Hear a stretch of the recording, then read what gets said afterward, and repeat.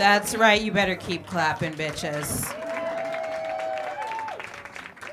I'm grumpy, I took the bus here. What's up? 49. So do I have any native San Franciscans here? Really? Are you a native?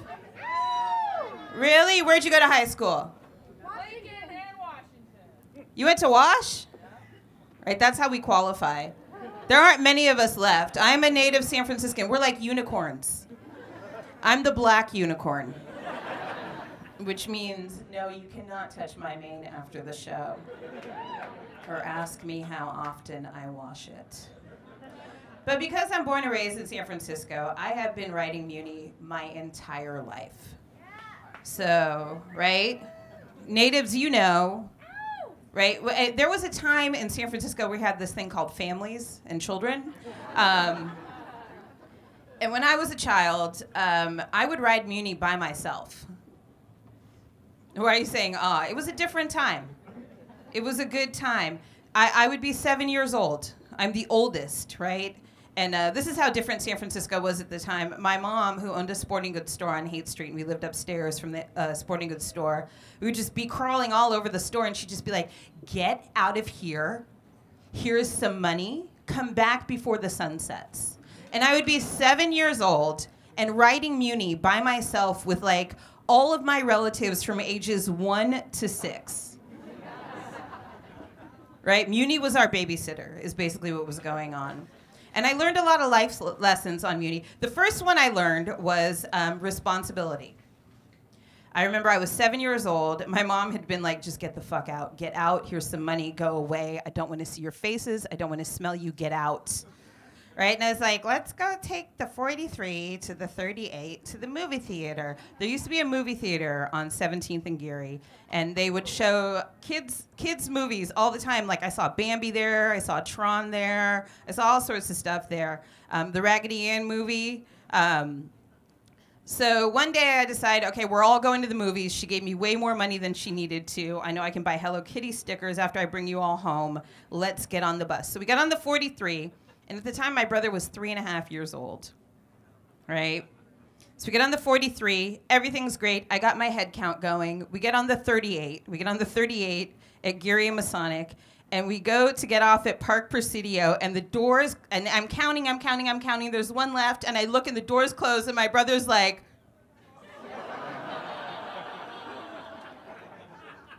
I flipped the fuck out. I was 7 years old.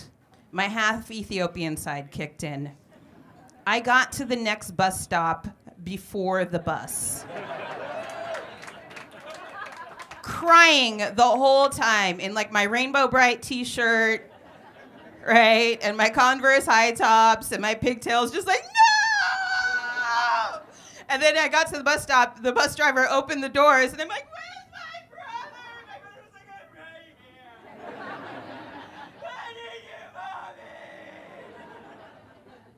So that's how I learned responsibility at the age of 7.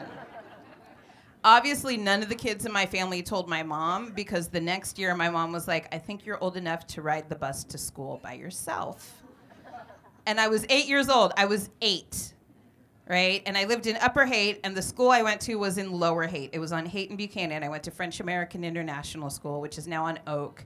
But at the time, it was on Haight and Buchanan, and there was a bus line that doesn't exist anymore called the 7 Haight. And this is when I learned to be a tough-ass bitch at the age of 8. Right? So we would get on the bus, and you know how 8-year-olds, I don't know, like, I feel like every time I get on Muni now, you don't see snarky, poorly behaved children anymore unless you ride the 22. That is the only bus line now that has unattended children, am I right? Right? So at the time, there was a bus called the 7 Haight. It went all the way up and down Haight Street, and all the way to the ferry building. And so we would get on the 7 Haight every morning, me and my best friend, and this other girl who wanted to be my best friend because I was very awesome. And we get on the bus with our Barbies and our mismatch of French and English and our Hello Kitty stickers and our Chinese jacks. And there was a man who was always in the back of the bus, but we never sat in the back of the bus. And as we got older, we decided we were cooler and we needed to sit further back, right? Because you're only cool when you sit in the back of the bus. So we moved to the back of the bus one day, and the one man that we kind of paid attention to, we realized that no one was sitting back there with him because he was masturbating every morning on the bus. And he was the kind of man that you would expect to masturbate on the bus, right? He had like the hair that's never been washed, the Coke bottle glasses, the weird grunting sounds. You know, the kind of guy who probably has someone in a box in his basement. You know who I'm talking about. But he lives with his mother, but his mother has no idea. So instead of being traumatized by it, we decided to empower ourselves as 8-year-old girls. And we, one day, once we realized what he was doing, we went to the back of the bus, and we decided to point at his little penis and laugh at him. And after that day, we never saw him on the bus again. Right. And as I got older, Muni became something different to me. It became this whole rite of passage where I'd have different life experiences. Like when I was 12, there was a wannabe chola named Lupe who decided she was gonna pick on me. She was 16, I was 12. Who the fuck picks on a 12-year-old when they're 16? Lupe does, because I guess that's how you get jumped into the gang that used to be in Dolores Park before the hipsters found out about it, right? So she would just harass me all the time. All the time. Don't you know I'm crazy? I'm Lupe. They call me Loca. And I'm like, I just want to read my Are You There, God? It's Me, Margaret book and pace. On my way to my flute class. Just leave me alone. One day I couldn't take it anymore. I had my roller skates with me, and she kept bothering me, and she tried to force feed me a donut, and I channeled a hood rat and went, bitch, get the fuck off the bus. At which point, my best friend was like, what did you just say? I'm like, I don't know. And we got off the bus, and she was like, and I had my roller skates in my backpack, and as she was like, bitch, she had no eyebrows. She was one of those cholas, like the big bangs, no eyebrows, drawn in, like, who outlines their lips in black? This bitch does, right? She's like, bitch, I'm gonna kick your ass. And it was at the bus stop on Balboa, where the 31 and the 43 meet. You know which one I'm talking about?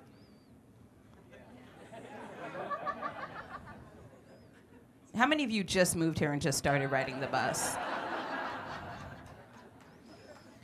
She was like, bitch, I'm gonna blah, blah, blah. And she just kept talking. And I was crying. I was crying hysterically. I was like, I'm tired of you bothering me. And I just took my roller skate out of my bag and hit her in the mouth. Knocked her unconscious. The 31 rolled up, and I was like, perfect timing.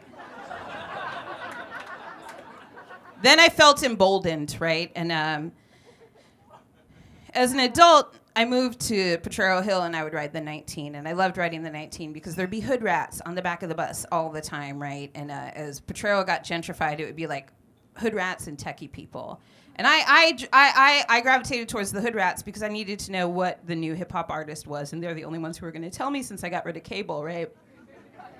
But then one day I'm on the bus, and I kept talking to this white lady who worked in tech about clothes, because she always had cute handbags and cute shoes, right? She and I are sitting next to each other when this hood rat sitting behind us does this. Hello? Hello? Damn, bitch, hello?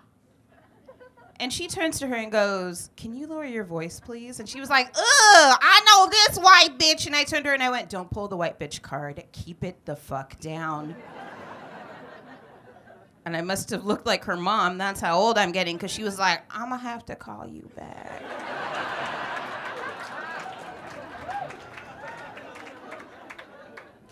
But I'll leave you with this. I was able to share my wisdom with a new generation of Muni riders recently. I was on the bus, and these girls, it was obvious they had just moved to San Francisco. They were very young. They were wearing moccasins, leggings, and flannel shirts, so you knew they were new to San Francisco. And they were talking about all the things that they love about San Francisco and all the things they want to do, while this homeless man hovered over them and went, shut up. Shut the fuck up. Shut up. And the poor girls were like, And I tapped him on the shoulder. I was like, man, leave them the fuck alone and go sit in the back of the bus. And this is the life lesson I've learned from uni that I was able to share with these girls. I looked at them and I said, welcome to San Francisco. Never make eye contact with them. And never show them fear. All right, enjoy the rest of the show.